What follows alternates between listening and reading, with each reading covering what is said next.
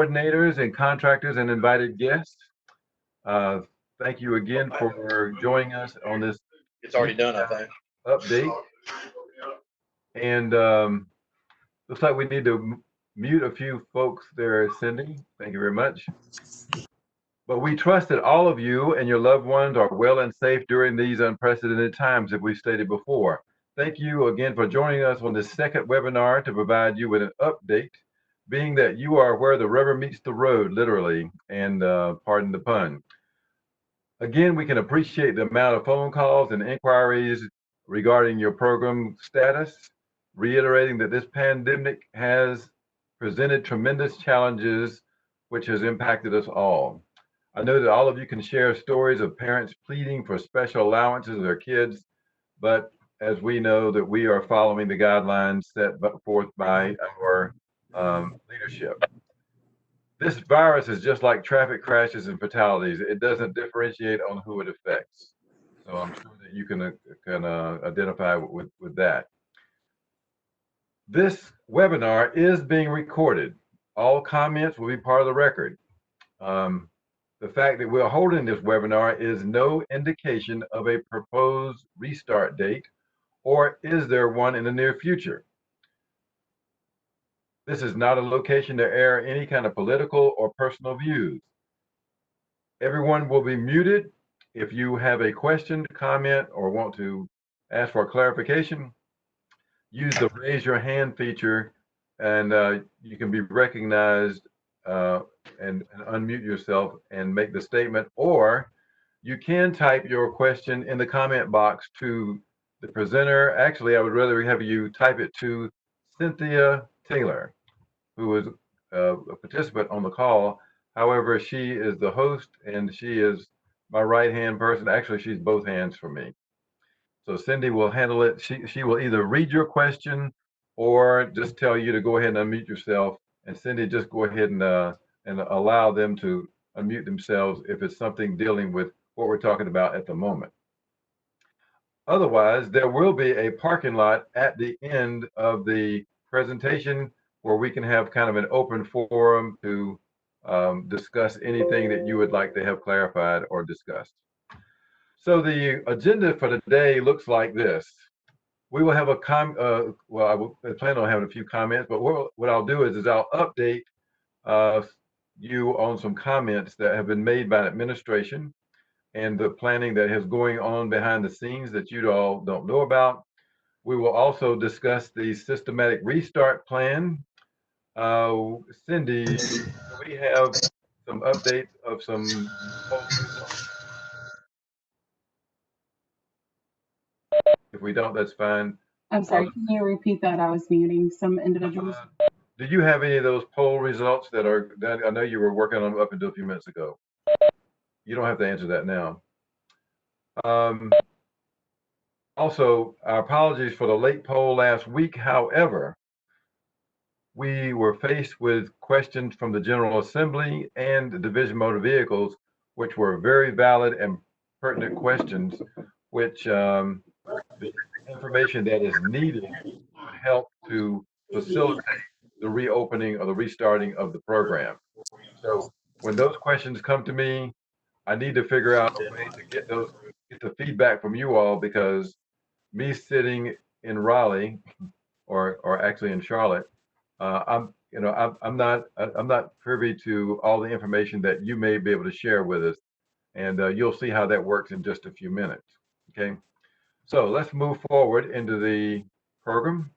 The program status is that the public school driver education program went on pause at the beginning of March pursuant to executive orders. Schools were closed and all vehicles were parked for instruction. And since then, the State Board of Education and the Division of Motor Vehicles have modified instructional guidelines, as you'll see on this slide. You'll see that DPI policy was updated with a technical correction at the end of April that strongly encourages remote learning. That includes driver education, especially it is on our policy dealing with driver education guidelines. So we are recommending that you figure out or develop ways of doing some kind of remote instruction. This pandemic has somewhat fast forwarded our plans on broadening our educational strategies, and that we had been planning to. We actually have just completed our new curriculum, the new state's curriculum, and we will begin testing it, and in August we will look at piloting it with several LEAs using our curriculum to provide instruction at the local level. It will be delivered using Canvas. There will be some professional development to assist teachers in remote instruction, as those who have used Canvas or have done any kind of remote instruction will know that it is not as easy as it may seem. So there's quite a bit of professional development that will be needed to assist in this. The DMV also, and being that if you are a contractor or if you do contract with a division, excuse me, a commercial school, the Division of Motor Vehicles also allows virtual classroom instruction. However, the guidelines are a little different. They must be synchronous, meaning in the presence of a teacher, and you're limited to 25 students, and that this allowance from DMV is good until June the 30th or till the state of the emergency is lifted. So that's somewhat indefinite. I know there have been quite a number of questions regarding this, and the contractors who are working in our districts were concerned that they would lose that opportunity on June 30th. That is not true. It will be still in place until such time as the state of emergency is lifted.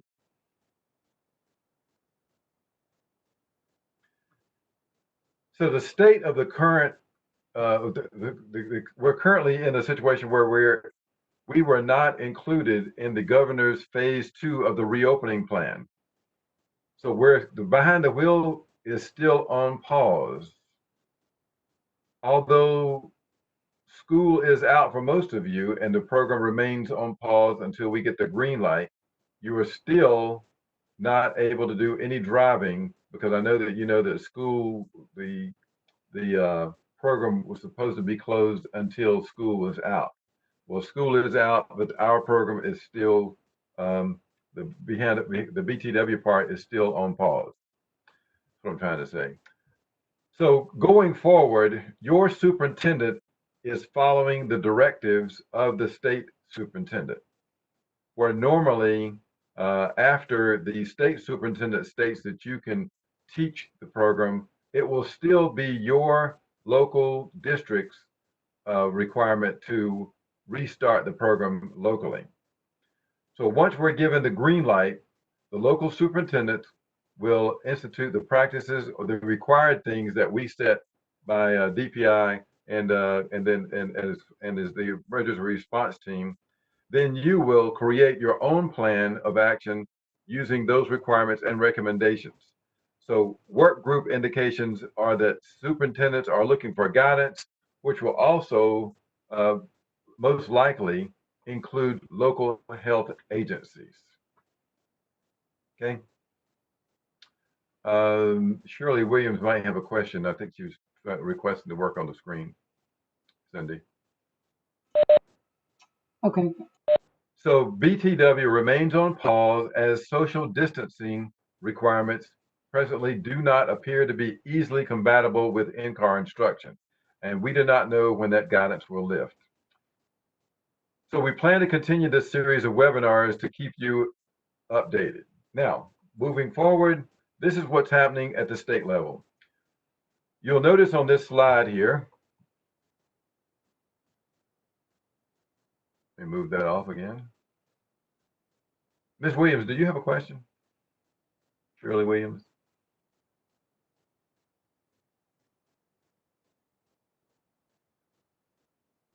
And you might want to communicate with her. She's put a sign on the screen 2 times. Okay, thank you. If you'll notice there that this is DPI's schools reopening framework. The governor's office, the General Assembly, and the State Board of Education are in the black area there. This is the task force. And then we have DHHS and the Governor's Education and Nutrition Work Group that are intercollaborating. We have an advantage there because the Nutrition Work Group is headed up by our own Dr. Lynn Harvey, who is my division director. And I'm in close contact with Dr. Harvey. Um, you are actually part of the stakeholder feedback group over there in the dotted red lines over there. But if you'll look at the bottom of the page down there, you'll see, and I'll get my laser pointer out.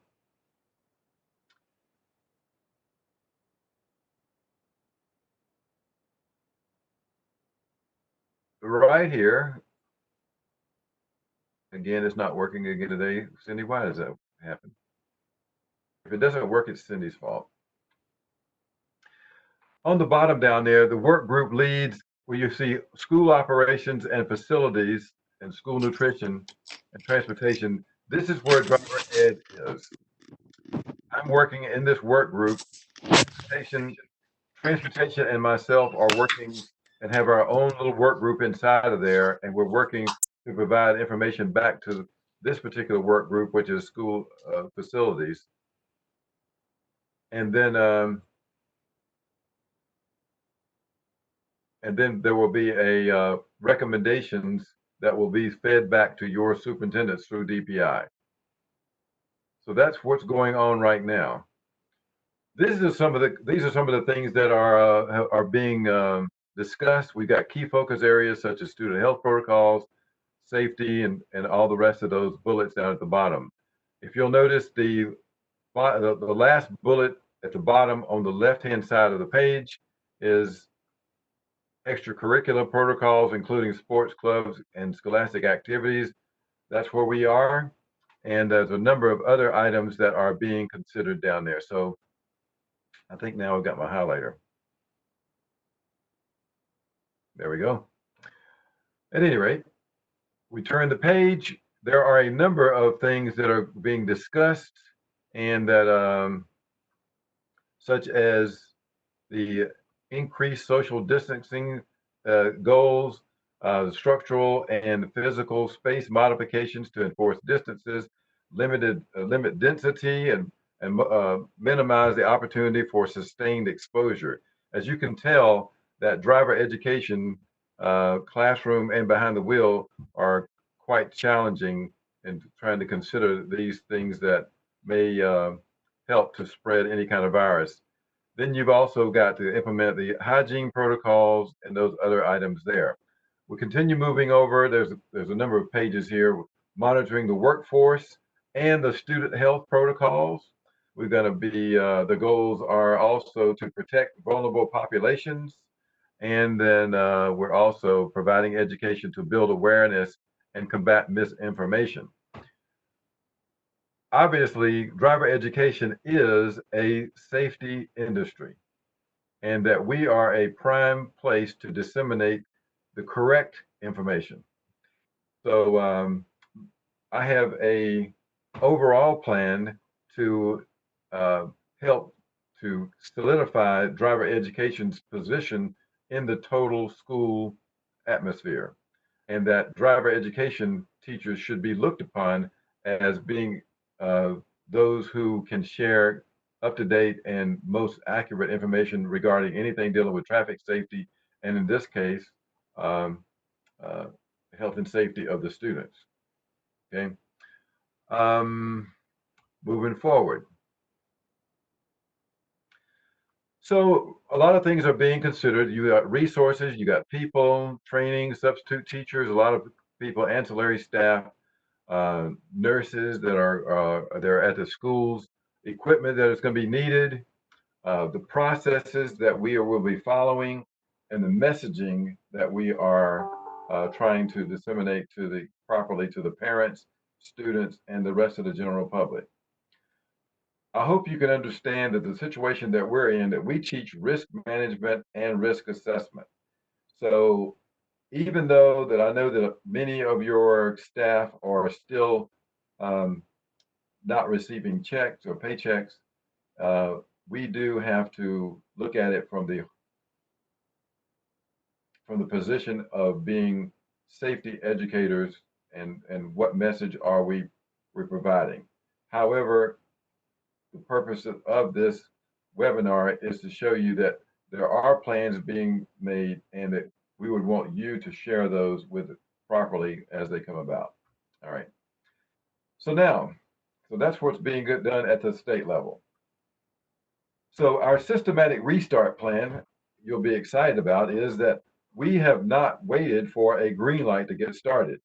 And also the one of the goals of this webinar is to provide you with enough information to start your own planning. So we would be awaiting the approval from the emergency response team, which includes DPI. The communications with DMV has already started. I'll come back there in just a second. And the districts with you all, we've been having these webinars. It's the second one. We've sent out some questionnaires or polls to you all trying to gain information. I always tell people that I know a lot about driver education, but I don't know everything. But I know you who know all the rest of driver education. So if you can continue to educate me on the things that you all need, then I can get that to the proper channels to make sure that those things happen. So, like I said, eventually the school administrators, you will be the ones that actually turn the key and start this car and get it back on the road. Also, there will be a need for communicating with parents and students, as there may be requirements for the parent as well as the teacher in dealing with uh, the final screening of when students actually get in a vehicle. I know that some districts have already started buying thermometers, the kind of less intrusive kind, the infrared ones where you could just spot it on the forehead and then make sure that the student is not running a fever. Because you'll be the one, or your teachers will be the ones to finally decide whether the student gets in the car and or stays in the vehicle. So going back to the communications part, I know I'm going through this quickly, but if you'll make notes or either just raise your hand, like I said before, we can address uh, your questions as we move forward. Otherwise, we will have a forum at the end. As far as DMV is concerned, they probably are as important as any group involved in this restarting process, being that once those students leave us, they go downstream to the driver license office and also with school bus and traffic safety. And of course, school bus and traffic safety is needed for us before we get started with the driving part.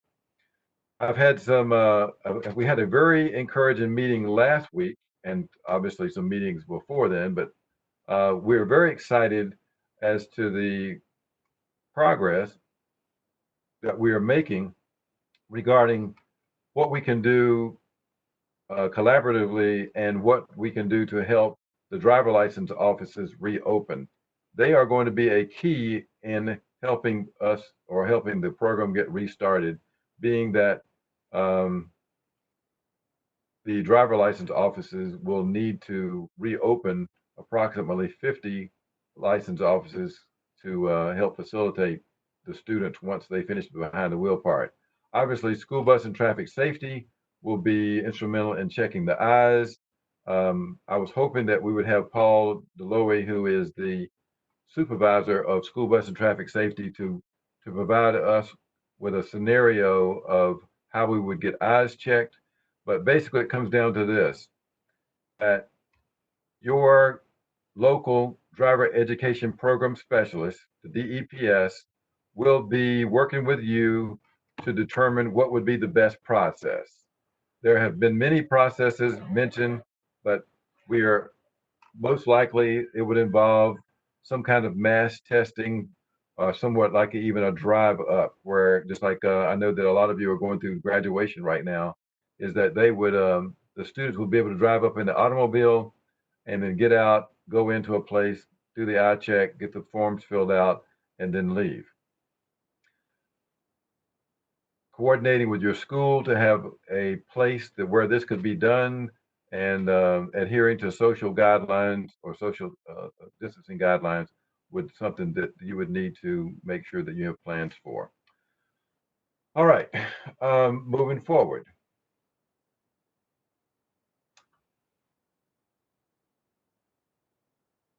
Did I go backward?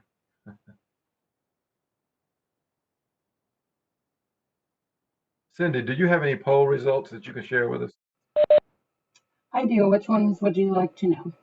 Well, the DMV has asked us for the coordinators to give a projection of how many students would finish in June, July, and August if the program were to restart today. The reason they need to know that is they need to know where to send their resources, as as you can imagine that restaffing and upfitting the license offices is going to be a costly endeavor.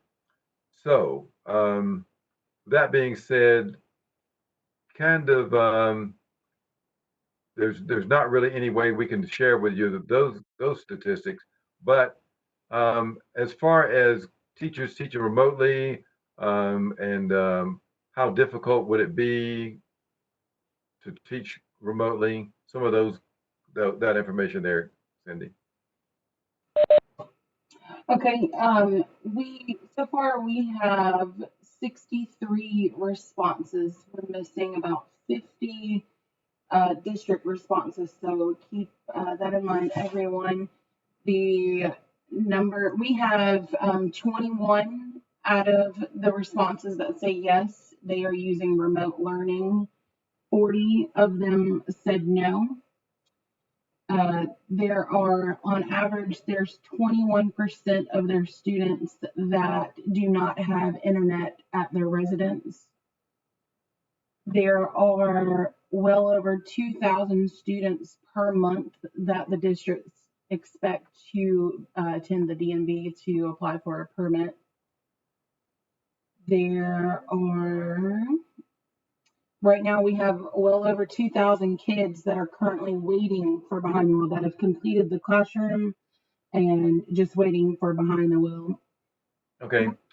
So you can see where, and I do apologize for the late request on this at the end of last week, but this is the kind of information that we need, and we need it as quick as possible. The General Assembly actually, and excuse me for interrupting, Cindy. The General Assembly asked us if the districts were teaching remotely, and they needed the information last week. There was actually a bill in the hopper to help to offset some of the backlog of students waiting on the classroom phase. So in order for us to be able to answer that in a timely manner, then it's kind of information that I would need to know up front. So anyway, regarding the education, what was the next one you were talking about? Oh, what was the next question, Cindy? I forgot it. The next question was focusing on the behind the wheel backlog. Actually, where the backlog is closer to 5,000 students. It's not 2,000, but that's only the number of people that have responded so far. So if you can imagine, about 10,000 students per month. We've been shut down for 2 months. We've got those 2,000, and then we've got people that are waiting to take the behind the wheel part that just finished classroom. There is a significant number of, I think we can come back to those, Cindy, if we need to. The General Assembly has, right now, there are 4 bills in the hopper to discuss. And I'm not going to go through these because they may change as they go through the legislative process. But it does show us that the General Assembly is quite interested in helping to get students through to the next level, or at least to get to the permit phase and or the licensing phase. Some of these allowances have deadlines or times where the bill will sunset or the law will sunset. but at least they're thinking about the backlog of students, and they're trying to alleviate the students having to wait simply because of the pandemic. So we'll kind of keep you all abreast of the changes or the permanent changes once the law goes into place. Nearly everything dealing with COVID, just as soon as the bill passes, that it will go into effect. So just as soon as a bill passes, and then we will get that information to you all directly so that you can disseminate the proper information. All right, so that being said, you're probably as confused as you possibly can be.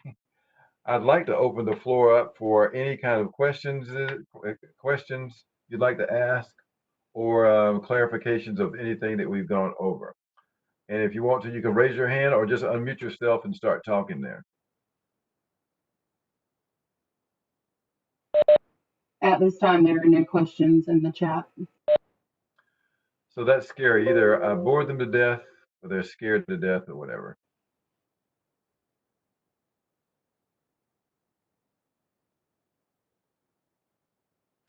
Well, just how are you all doing? Carl, I have a question. Absolutely, go ahead. How does a district go about being a pilot program in August, September, providing the curriculum online via Canvas? Well, you could just give your name and district to Cindy Taylor, who's on the line, and she can put you on our list. Okay. All right, Cindy, go ahead and put Harnett County Schools as a pilot district for that program. All right, is this Mr. Mays? Yes, ma'am. All right, I got you. Thank you. Thank you. Our intentions were to have 3 districts, one from the mountains, one from the Piedmont, and one from the eastern part of the state, just to see if there were any delivery issues using Canvas and the and internet issues. We were looking to have some different size LEAs and see if there might be any connectivity issues or any other type issues that may cause an issue and provide us some information. However, this pandemic has, like I said, kind of fast forwarded us in this direction, and at this point, we're not real sure of how many we will have on the pilot. I see Dr. Kreiser down in, is it Carteret County, that like to also be on the pilot. Cindy, good question. Carl, Yes. it's Mark West from Lee County. Hey, Mark, how you doing? So you're Can not doing you, graduation drive-bys? what's that? So you're not doing graduation drive-bys, or you took a moment off? Well, we are getting started again for another 4 hours at 3 o'clock. Oh, where I had. Well, we were out there till 1 something, so we're doing it all week. Awesome. I was going to say, I haven't talked to my downtown, but if you could put Lee County as a potential site for that online instruction pilot, at least for talking purposes, please. Awesome. I'll inform Dr. Dossenbach that I put us on the list as Okay, potential. Great. I did see a question that popped up on the screen, Brandon Smith, and that your question was regarding the limit of 25 students in a classroom doing remote instruction. What we have done initially is even with our teacher certification program, we have limited it to 25 seats. Our learning coordinator, Dr. Amelia Royster Davis, who has extensive background in remote learning, states that that might be a better number of students to start out with, because teaching remotely is quite challenging. It's not just like sitting at this computer like I am and just reading from a script and teaching. There are a lot more things that are going on there. So the DMV commercial schools are limited, which now, being that we brought this up, this state actually has two driver education programs. There's the DMV commercial school program, and then there's the public school program. You would think that when commercial schools are operating inside of the public school program, that they would adhere to public school guidelines, but that's not true. So it presents challenges for us. So being that when the commercial school is operating within the public school guidelines, there is one exception. They're still bound by the 25 student rule. And those commercial schools, they must always be in the presence of the students, at least online. So you can't assign any work to be done asynchronously. However, the public school program is not bound by those stipulations. Good question, Brandon. Other questions?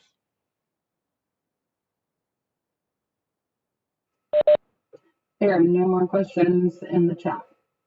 No more questions. Well, very good. There's Miss Hodges from down there in Craven County. So again, thank you all. We will try to keep you all up to date and abreast of what's going on as much as possible and as fast as possible, so that you can make the necessary changes or plans to restart the program at your level once we get the green light. Also, I think I just almost forgot something again, Cindy. I did. It's not even showing up here. I have some pretty good news, I believe. ADSEA is the American Driver and Traffic Safety Education Association. They normally have a national conference. That conference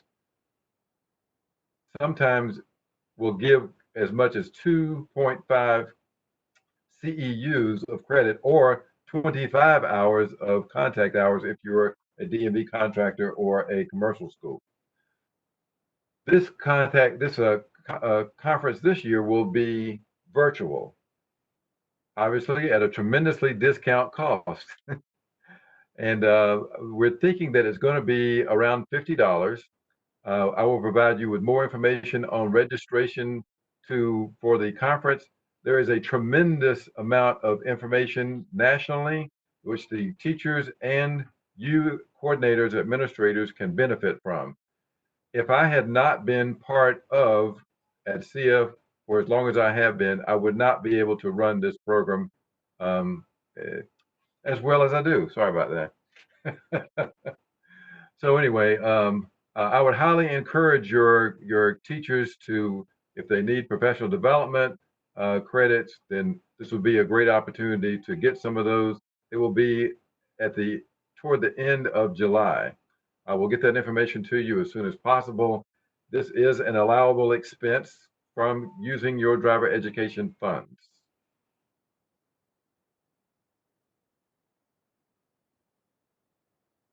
Other questions, comments? There is a comment that states, please work to convey driver education restart when athletics starts. Hard to state to parents that no driver's ed if the NCHSAA allows athletics to restart. We're in the same group as them on the DPI strategy or DPI focus group. So I would assume that we would be that one starts and the other one will also start. I happen to be a high school athletic official as well as a college athletic official. We are moving forward with plans and anticipating a restart at a normal time unless somebody tells us differently. And I would hate to think that we're going to wait, driver ed would wait until the fall to get restarted. I think now that there's enough information in place to where we could probably do that, and I probably shouldn't have said that. But at any rate, we are moving forward. We're making the preparations, and we will keep you all in the loop on what is going on at the state level. Any other questions?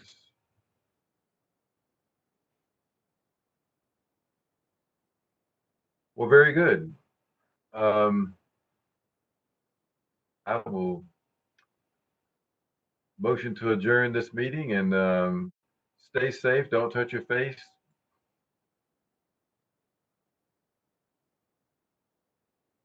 Are we good? All right. You all have a good afternoon. Bye now.